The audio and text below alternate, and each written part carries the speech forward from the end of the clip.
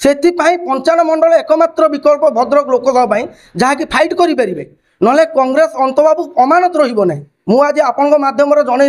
देवाक चाहूँगी कांग्रेस एटी पूरा नष्ट हो भद्रक जिलाटा से नष्ट कर आगुरी एवं जो ठिया होती पूरा नष्ट कर भोट को बिकिदेकी से पलैबे पुणी उड़ंता चढ़ई भाया भुवनेश्वर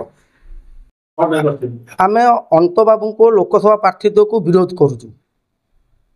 एथिपाई विरोध करुचु जे से 5 वर्ष भितर केबे हेले कांग्रेस ऑफिस रे देखा जाती ना सी हेले उड़ंता चढ़ई सी रुहंती भुवनेश्वर रे प्रति 5 वर्ष हेले इलेक्शन टाइम आसिले सी तांको परिवार समस्त आसी टिकेट पाई कांग्रेस दल लबी करती एवं नियंती एवं जिते पारती निज निज भोट को भी बीजेडी पाखरे बिक्री कर दियंती जहाँकि आपण मैंने देखिथे आपण माध्यम मु जन देवाक चाहे या पूर्व इलेक्शन 2019 रे तांको निज निर्वाचन मंडली रे सिमुलिया रे से प्रार्थी होइतिले मात्र 8000 भोट पाई निजर अमानत हरैथिले तरी एपरी नेता आज लोकसभा प्रार्थी भद्रक जिले में करवा यह एक निंदनीय घटना। अभियोग तो दुनिया माने कहले केबे सरीबनी किंतु दुखर विषय आम एथिपाई तांको विरोध करूचु जहाँकि आम से केबे कांग्रेस लोकों सहित दुखरे हो कि सुखर हो केबे भागीदार नथिले कि कांग्रेस ऑफिस रे तांको दिने बेले देखा मिले नहीं केवल 5 वर्ष थे तांको सबुआड़े देखा भद्रक जिले में देखा मिले सोशल मीडिया देखा मिले एवं चारिआडे तांको देखा मिले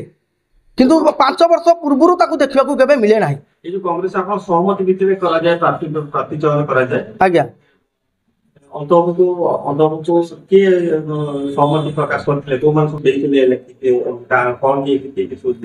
ना किए देइथिले आज्ञा से कथा तो आमे मु कहि परिबी नाही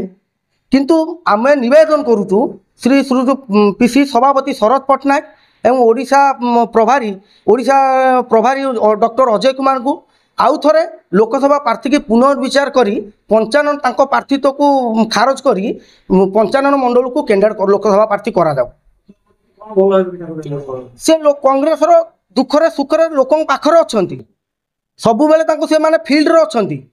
लोक माने अंतर सहकारे भल पाती से 55 मंडल एकमात्र विकल्प भद्रक लोकसभा जहाँकि फाइट करें ना कांग्रेस अंतबाबू अमानत रहा मुझे आपण मध्यम जन देवाक चाहूँगी कांग्रेस एटी पूरा नष्ट हो भद्रक जिलाटा से नष्ट कर आगुरी एवं जो ठिया होती पूरा नष्ट कर भोट को बिकिदेकी से पलैबे पुणी उड़ंता चढ़ई भाया भुवनेश्वर।